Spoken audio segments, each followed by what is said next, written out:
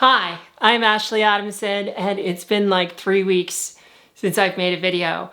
I'm super rusty. I got COVID. It's a long story. We're going to talk a little bit about it today because I feel actually, while I'm not fully physically recovered, I feel like I'm 110% better.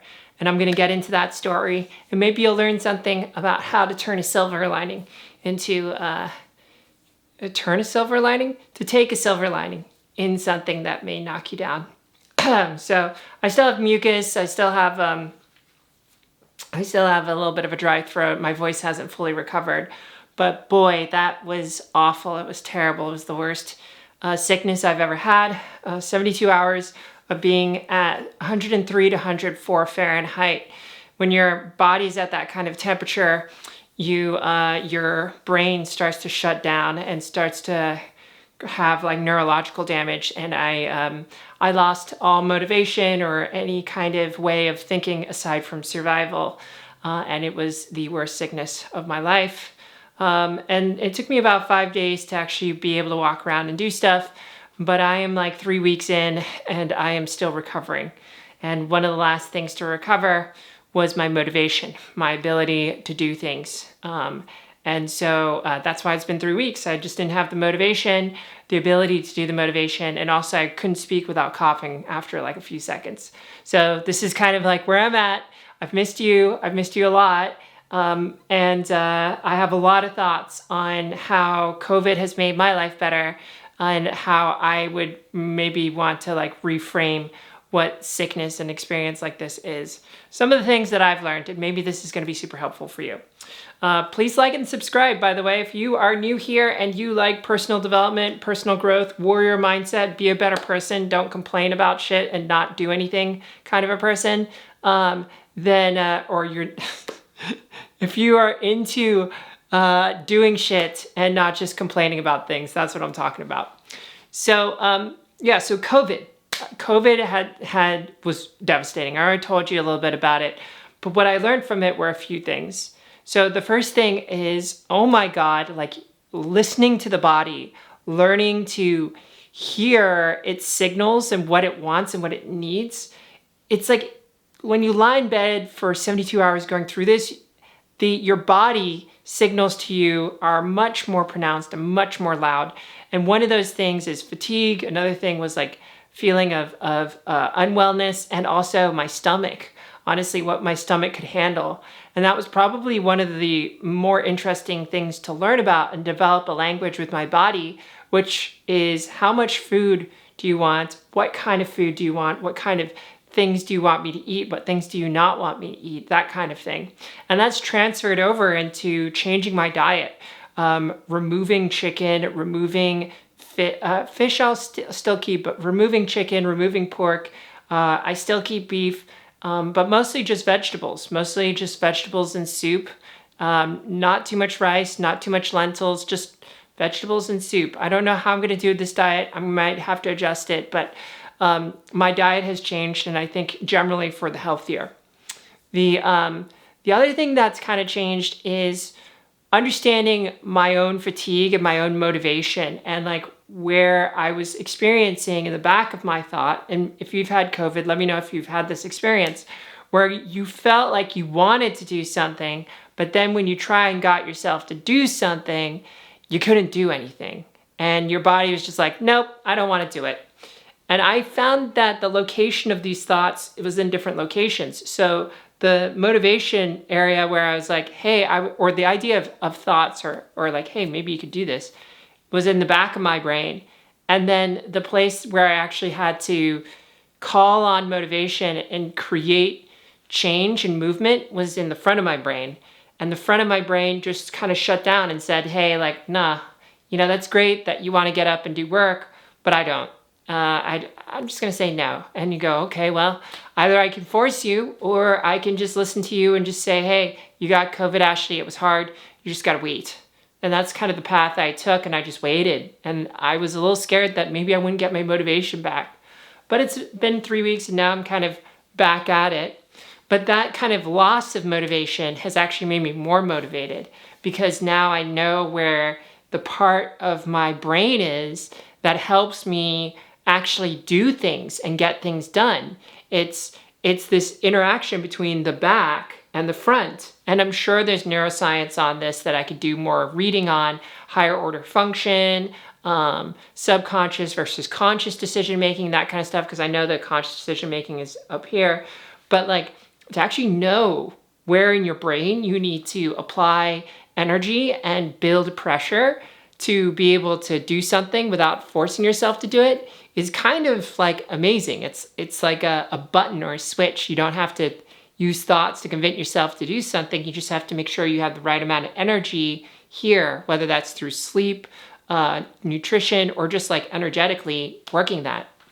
Speaking of energy, I just want to thank Jessica for giving me Reiki healing while I was sick for 7 days, and she's been kind of helping me recover onwards. Thank you so much, Jessica, for doing that. It's amazing what the Trans Club, which if you'd like to join or apply to join, the link is down below. But I just kind of asked the Trans Club folks if anyone could support me while I had COVID, and Jessica volunteered to give me Reiki, and the Reiki was super helpful. So that was awesome. Thank you so much. The last thing that I kind of realized is your brain only works a certain way, and don't do things that your brain's not good at doing, especially when it comes to getting paid or having to do work around things that your brain's not good at doing. But like right after COVID, like the 5 or 7 days of COVID, I had to do some tasks and things that involved some operations stuff. And I'm just not very good at it. And it's not like I've ever been super good at it, but I had to do it. And I tried my best, but I wasn't doing it that well. And it was taking a lot of mental strain on me. And it just made me realize, like, oh my gosh, why would I put myself in a position to do something that I'm not really good at, that doesn't add a lot of value to this business, and be that person to do it when I could be using the same energy or less, doing something that creates a lot more value for a business and is a lot easier for me to do and do it really well. I should just be doing that, right?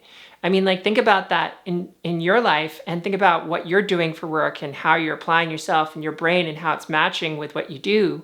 The things that your brain may not be good at, it's probably not good to do them in terms of what you get compensated for, and find things that work well with your brain. I'm not saying find your passion or necessarily just build skills and apply them, but if you can build skills, or you find yourself having a predisposition towards certain building of skills, maybe that's a signal for how your brain works. But this seems to be kind of like a really important fundamental thing to use as a tool for the rest of my life, and probably your life, if you can find ways of checking in with your brain, how it works, and seeing like what works well for it, what doesn't work well for it. I work in a remote environment now, and working remote is really good for my brain because I have ADHD, and it's really, really hard for me to focus. And I have a social anxiety, and it's hard for me to socially interact too. So in an in-office setting where I couldn't work remote, which has been in my past, I was not as good of a designer as I am now, because I can take a step back from work, I can reflect, I'm not constantly surrounded by socializing people, and I can do it in a way where my brain is able to work well, like it's able to work well in shorter sprints rather than longer sprints. And that just made me realize, like, this is how I've become a high performer. I've become a high performer in my area of expertise, not because I've always been a high performer. In fact, I've always been like low to mid-tier performer in whatever I'm doing. But with persistence and figuring out myself and learning to understand and listen to my heart, what I need and what I want, I've been able to navigate this path of figuring out, what do you do for your career? What do you do for your life in terms of how you make your money and what you do from a productivity perspective, and get my brain to match in a field, in a space that's really great for what some business will pay me to do, which is crazy to think. So yes, I think these are the 3 fundamental things, and maybe lessons for you to think about that may change your life or fundamentally help you as building blocks to building a better life, which is like, Listen to your body, listen to how your stomach's doing, listen to what your body wants for nutrition. Check in with your body's fatigue levels, when it's tired, listening to it, nonviolent self-body communication, not pushing yourself too hard, really giving yourself rest and being able to take a step back and not force yourself to do things if you don't really want to. And then third, it's kind of like working with your brain, and I kind of covered these in two different ways, which is the first one is learning the areas of where your motivation is in your brain. That's in the front here, so you can just kind of apply energy. It kind of feels like closing up and focusing like a sword or like a pyramid. And then your thoughts for motivation, like your ideas, are kind of more in the back here. I want to do this, and then you have to get the front part. So that's the first half. And the other half is find work and do work that works well with your brain, because you don't want to be struggling. You don't always want to, do you want to be struggling? Do you want to feel like you're not capable at doing your job well, or even just feeling like you're incapable of doing any job well? Maybe it's not the fact that the job is you're not good at the job. Maybe it's just not the right choice for how your brain works. And see if there's ways you can experiment with finding ways you can match your brain to the work that you're doing. So that's it. If you are transitioning, check out my book. That's on my website. And come check out the Trans Club. Come join if you are transitioning or questioning.